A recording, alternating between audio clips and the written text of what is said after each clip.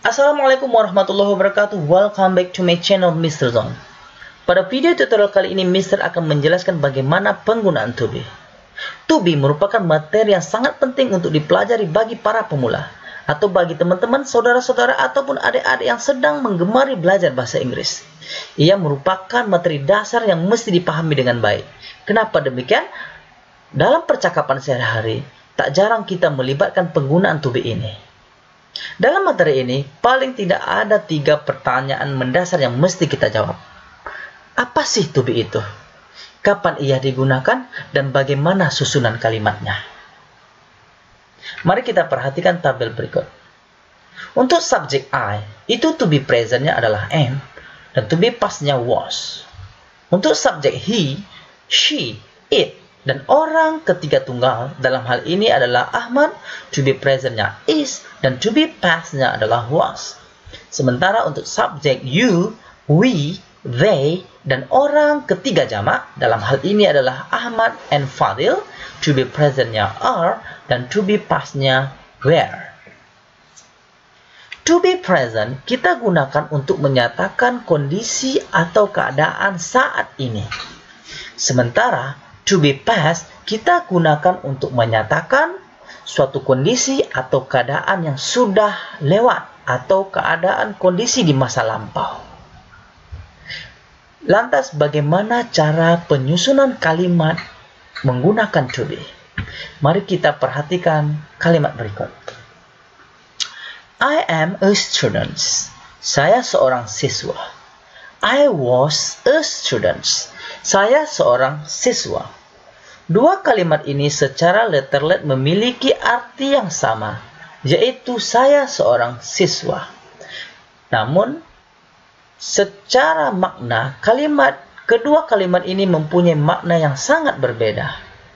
I am a student itu mengandung makna saya seorang siswa saat ini. Sementara I was a student mengandung makna saya dahulunya adalah seorang siswa. Am adalah to be present untuk subjek I, sementara was adalah to be masa lampau untuk subjek I. She is smart. Dia pintar. Maksudnya saat ini dia pintar. She was smart. Ini mengandung arti dahulunya dia pintar. Saat ini, dia sudah tak pintar lagi. Dahulunya dia pintar. They are at home. Mereka di rumah. Kondisinya adalah saat ini. They were at home. Mereka di rumah. Suasananya adalah masa lampau atau tadi mereka di rumah.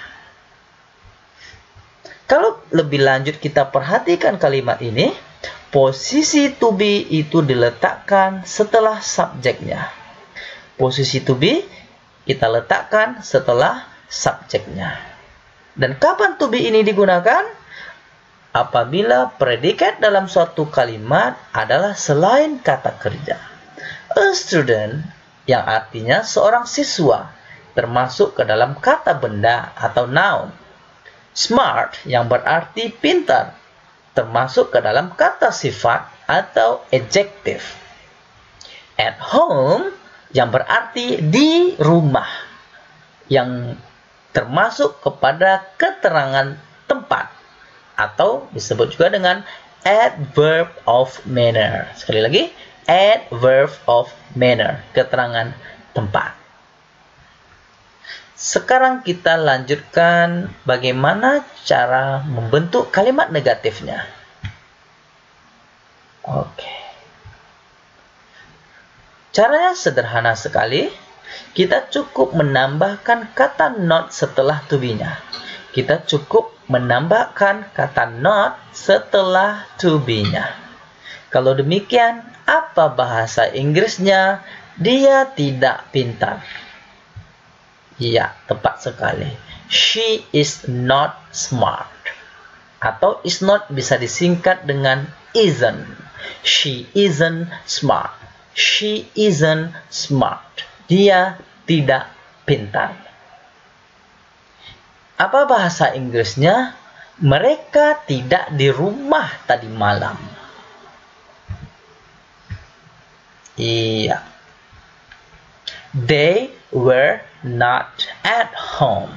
Mereka tidak di rumah.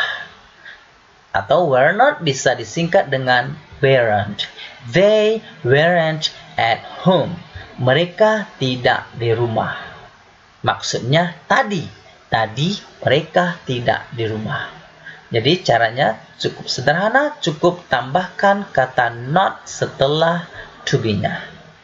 Lalu bagaimana cara membentuk kalimat yes no questions? Atau kalimat yang membutuhkan jawaban yes atau no. Untuk membuat kalimat ini, kita cukup meletakkan to be di awal kalimat. Atau sebelum subjeknya. Artinya, jika to be ini, kita letakkan sebelum subjeknya, atau posisinya sebelum subjek, maka mereka mengandung arti apakah. Am I? Apakah saya? Untuk situasi saat ini. Was I? Apakah saya? Untuk situasi di masa lampau. Dan seterusnya. Apakah dia? Is he? Atau was he? Apakah dia perempuan? Is she? Was she? Apakah Ahmad? Is Ahmad? Atau was Ahmad? Apakah kamu? Are you? Atau were you? Apakah kita? Are we? Atau were we? Apakah mereka? Are they? Atau were they?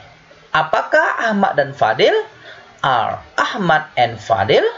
Atau were Ahmad and Fadil? Tapi jangan lupa, am is are itu kita gunakan untuk menyatakan kondisi saat ini. Sementara was and were itu kita gunakan untuk menyatakan kondisi atau keadaan di masa lampau. Sekarang kita masuk ke bentuk kalimat kita kasih pertanyaan. Apa bahasa Inggrisnya? Apakah dia pintar? She is smart. Ya, menjadi is she smart. Kita cukup meletakkan is sebelum subjeknya. Atau posisikan to be-nya sebelum subjeknya. Jika jawabannya yes, kita katakan yes she is. Namun jika jawabannya no, kita katakan no she is not. Jika jawabannya no, kita katakan no, she is not. Oke, ini dia. No, she is not. Atau no, she isn't. Isn't adalah singkatan dari is not. Lalu apa bahasa Inggrisnya? Apakah mereka di rumah malam tadi? To be-nya adalah were, karena subjeknya they dan kondisinya di masa lampau. Apakah mereka di rumah malam tadi? Mari kita perhatikan. Iya. Were they at home last night? Apakah mereka di rumah malam tadi? Jika jawabannya yes, kita katakan yes, they were. Namun jika jawabannya no, kita katakan no, they were not. Atau were not bisa disingkat menjadi weren't. No, they weren't. Bisa dipahami sampai di sini? Insya Allah. Mari kita lanjutkan kepada kalimat berikutnya. Information questions.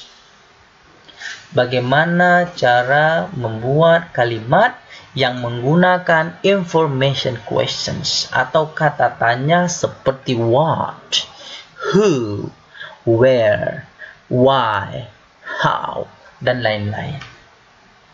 Kalau kita perhatikan pola kalimatnya, setelah kata tanya kita mesti meletakkan to be. Mari kita perhatikan contoh kalimatnya. Why is she smart? Kenapa dia pintar? Kita mesti letakkan to be-nya setelah kata tanya. Yang mana to be ini tidak memiliki arti. Ia hanya berfungsi sebagai kata bantu. Ingat, ia hanya berfungsi sebagai kata bantu. Why is she smart? Because she is diligent to study. Oke, apakah sudah paham? Mari kita buktikan pada soal berikutnya. Apa bahasa Inggrisnya? Apa bahasa Inggrisnya? Di mana mereka malam tadi? Di mana mereka malam tadi? Di mana mereka malam tadi? Iya. Where were they last night? Kita mesti meletakkan to be setelah kata tanyanya. Where were they last night? Jawabannya, salah satu jawabannya, they were just at home. Mereka hanya di rumah. Atau mereka di rumah saja. Where is atau to be di sini tidak memiliki arti. Ia hanya berfungsi sebagai kata bantu. Maka kesimpulan pelajaran pada kali ini adalah, apa yang dimaksud dengan to be? To be adalah suatu istilah dalam tata bahasa Inggris yang hanya berfungsi sebagai kata bantu yang ia tidak memiliki arti apa-apa, atau ia tidak memiliki arti tertentu. Namun, jika ia diposisikan di awal kalimat atau di awal subjek, maka to be tersebut berarti apakah? Insyaallah. Thank you very much for watching. Thank you very much for watching. Udah lumayan haus. Karena udah terlalu banyak Mr. merecord. Jadi suara lumayan habis.